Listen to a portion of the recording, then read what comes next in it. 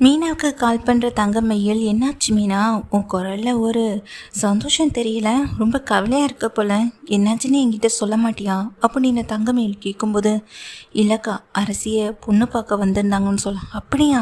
என்கிட்ட சொல்லவே இல்லை பாத்தியா அப்படின்னு அங்கே தங்கமயில் சொல்ல. ஆனால் அந்த குமாரால் பெரிய பிரச்சனையாச்சு போச்சு அப்படின்னு சொல்கிறாங்க. குமார் என்ன பண்ணா அப்படின்னு அங்கே தங்கமயில் கேட்க, அப்போ தான் மீனா எல்லா விஷயத்தையும் சொல்கிறாங்க.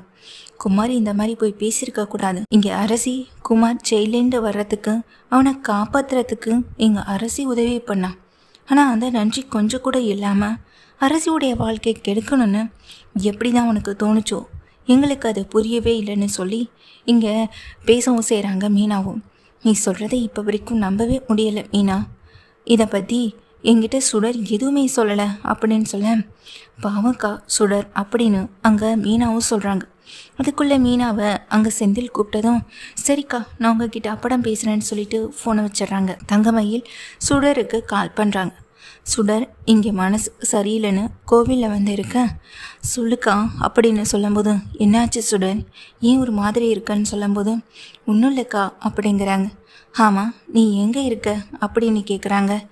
அதுக்கு சுடரும், நான் கோவிலுக்கு வந்திருக்கேன்க்கான்னு சொல்லும்போது, நீ மட்டுமா இல்லை குமார் வந்திருக்கானா அப்படின்னு கேட்குறாங்க. இல்லைக்கா, நான் மட்டும்தான் அக்கா வந்தேன் அப்படின்னு சொல்லும்போது, சரி இரு நான் வரேன்னு கொஞ்ச நேரத்தில் இங்கே என்ன பண்ணுறாங்க, தங்கமயில் கிளம்பி நேராக சுடரை பார்க்க கோவிலுக்கு வராங்க.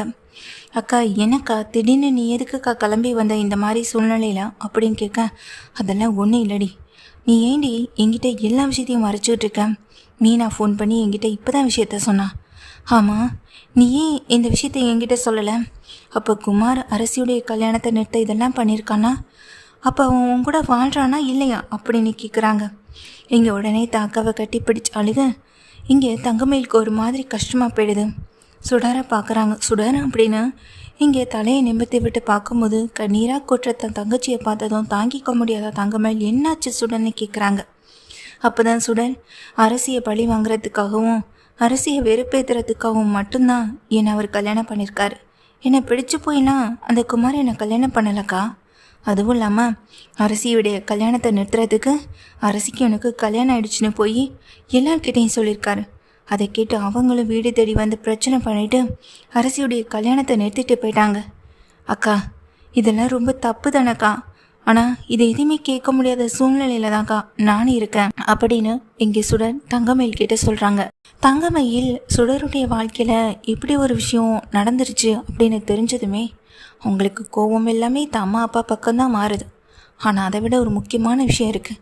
நீ வா, இங்கே ஆட்டோவில் கூட்டிகிட்டு போகிறாங்க. அக்கா, எங்கக்கா போகிறான்னு சொல்லும்போது, நீ வா சுடரு அப்படின்னு சுடரை கூட்டிகிட்டு தங்கமயில் நேராக கார்த்திகேயன் வீட்டுக்கு தான் போகிறாங்க. கார்த்திகேயன் வீட்டுக்குள்ளே வெளியே வந்து நிற்கிறத பார்த்தது, யார்மா நீங்கள் ரெண்டு பேரும் அப்படின்னு கார்த்திகேயன் அம்மா கேட்க, இல்லை ஒரு முக்கியமான விஷயமா பேசிட்டு போகலான்னு தான் வந்தோம் அப்படின்னு சொல்கிறாங்க.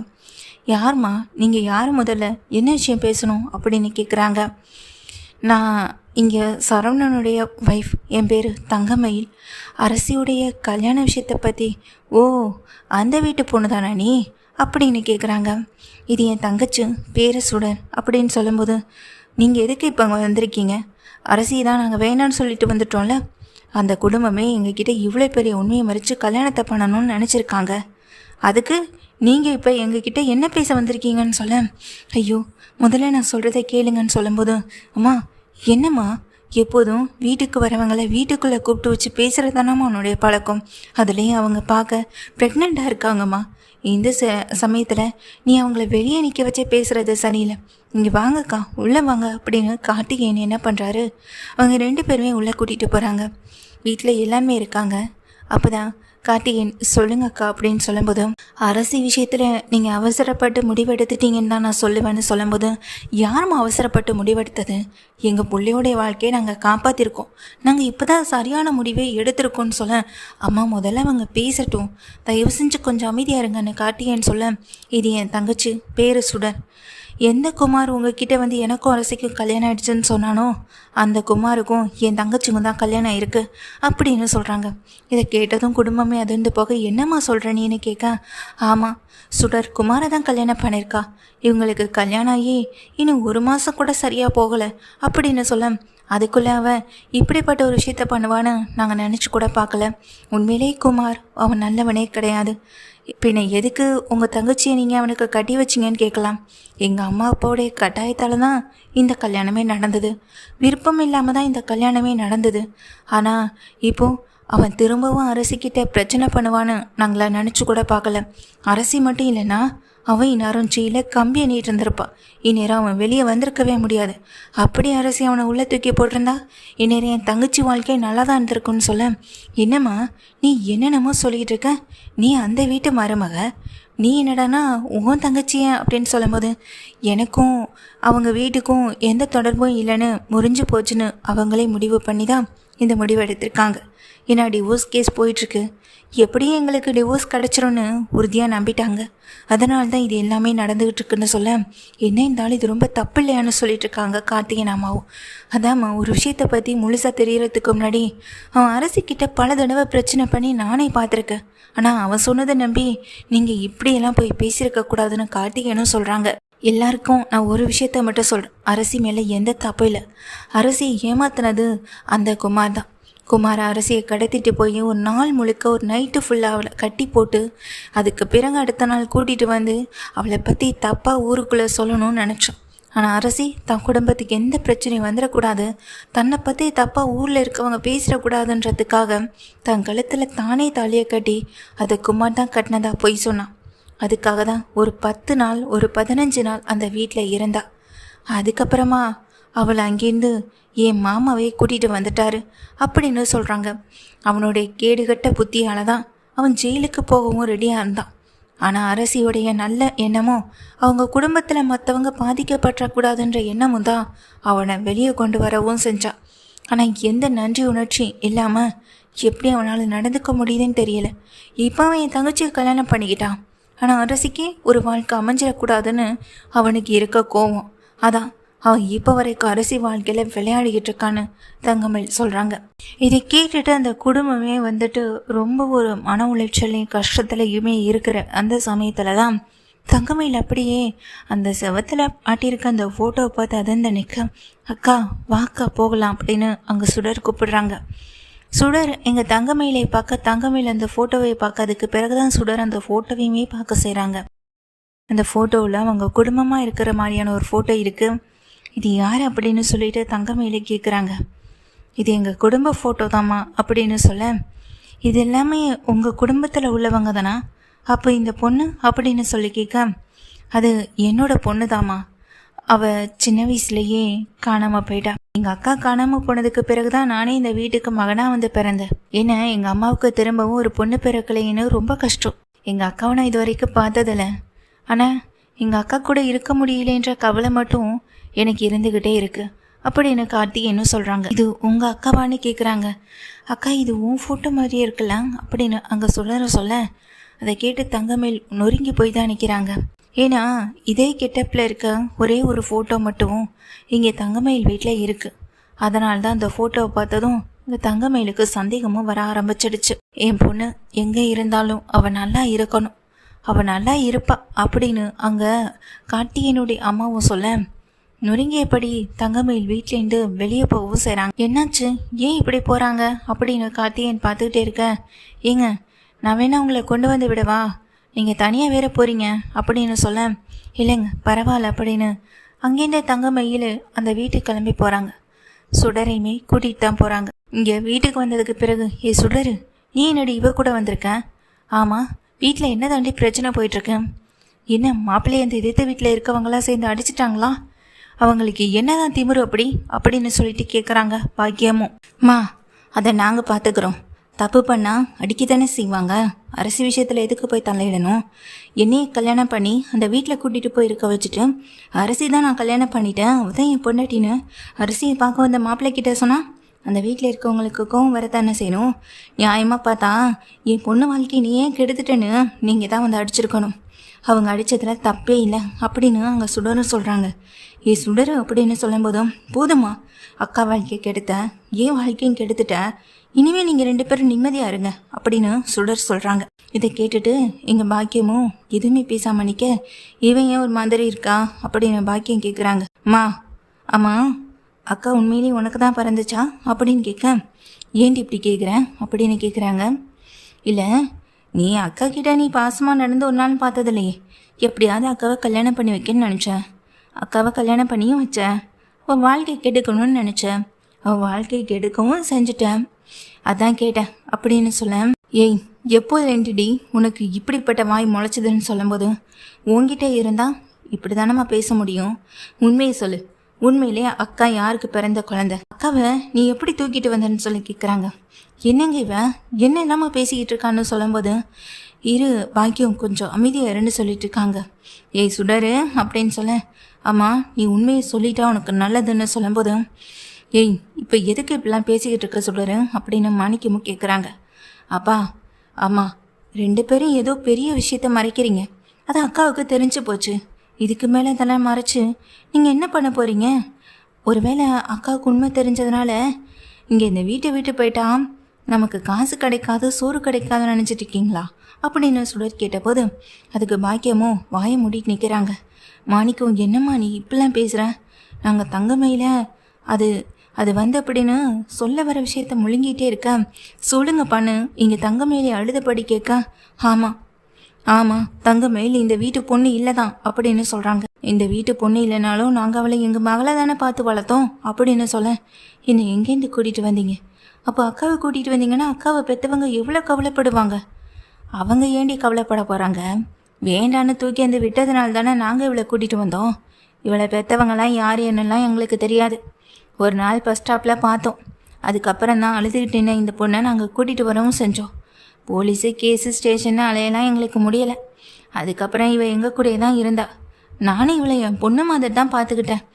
இதுக்கு மேலே வேறு என்னடி வேணும் அப்படின்னு பாக்கியம் கேட்குறாங்க. தங்கமயில் ஏதோ ஃபோனை மறந்து வச்சுட்டு போனதை பார்த்தா கார்த்திகேயன், பாவமா அந்த அக்கா ஏதோ மனசுடைஞ்சு போயிட்டாங்க. நான் தான் அப்போவே சொன்னேன், நீங்கள் அரசியை பற்றி தப்பாக பேசினது தவறுன்னு. நான் அந்த அக்கா கிட்டே போய் இந்த ஃபோனை கொடுத்துட்டு வரேன்னு சொல்லி கார்த்திகேயன் அங்கேருந்து கிளம்புறாங்க. இந்த வீட்டுக்கு நேராக கண்டுபிடிச்சு வந்துடுறாங்க. ஃபோனை கொடுக்க உள்ளே வரப்போ தான் இந்த விஷயத்தை கேட்டுறாங்க. அப்போ நான் உன் பொண்ணு இல்லைல்ல அப்படின்னு சொல்லி கேட்க, ஆனால் என்னை பெற்றவங்கள நான் பார்த்துட்டேன்னு சொல்கிறாங்க. அப்பா அவங்க சட்டையை பிடிச்சி கேட்க வேண்டியதானே, என்னை எதுக்காக நடு ரோட்டில் விட்டுட்டு போனீங்கன்னு அப்படின்னு சொல்ல, அவங்க என்னை வேணும்னு விட்டுட்டு போகலை, நான் மிஸ் ஆகிட்டேன். என்னை கண்டுபிடிக்க முயற்சி பண்ணாங்க, கண்டுபிடிக்க முடியல. ஆனால் தூக்கிட்டு வந்த நீங்கள் என்னை போலீஸ் ஸ்டேஷன்லேயோ இல்லை அவங்கள கண்டுபிடிச்சி அவங்கக்கிட்ட ஒப்படைச்சிருந்தா நான் அவங்க கூட இருந்திருப்பேன்ல அப்படின்னு தங்கமயில் சொல்ல, இப்போ எதுக்கு இப்படி பேசிக்கிட்டு இருக்கேன்? போனால் போதேன்னு உன்னை கூட்டிகிட்டு வந்து வளர்த்ததுக்கு இப்படி தான் பேசுவியா நீ அப்படின்னு அங்கே பாக்கியமாக மாணிக்காமல் சொல்ல, இங்கே பார், இந்த வீட்டுக்கு நீ தேவையில்லாதவ தான். ஆனால் இந்த வீட்டிலேருந்து உன்னை கூட்டிகிட்டு வந்து உன்னை நல்லா பார்த்துக்கிட்டு இருக்கோம். இதுக்கு மேலே வேறு என்ன வேணும்னு நீ எதிர்பார்க்குறேன்னு பாக்கியமும் திட்டுறாங்க. அங்கே தங்கமயிலுமே ரொம்ப ஒரு டென்ஷனோட பார்த்துட்ருக்காங்க. அப்போ தான் உள்ளே வர இங்கே கார்த்திகேயன் அவங்க வீட்டில் இருக்க தங்கமயில் ஃபோட்டோவை பார்த்துக்கிட்டு வராங்க. அக்கா அப்படின்னு பக்கத்தில் வரேன். கார்த்திகேயனை பார்த்தா எங்கள் தங்கமயிலும் அதிர்ச்சியோட நிற்க, அப்போ நீங்கள் தான் எங்கள் அக்காவா அப்படின்னு கேட்குறாங்க. ஆமான்ற மாதிரி தலையாட்டுறாங்க. இந்த விஷயமே எனக்கு இத்தனை விஷயமாக தெரியாது. என்னை பெற்றவங்க இவங்க தானே, நான் இவங்க கூட இருந்துட்டேன். என்னை பெற்றவங்க யாரோ ஒருத்தவங்கன்னு இன்றைக்கி நான் பார்த்ததுக்கு அப்புறம் என்னால் அதை ஏற்றுக்கவும் முடியலை, தாங்கிக்கவும் முடியலைன்னு சொல்லிட்டு அழுக. அக்கா நீ தான் அங்கே என் அக்கனா அம்மா உண்மையிலேயே சந்தோஷப்படுவாங்க.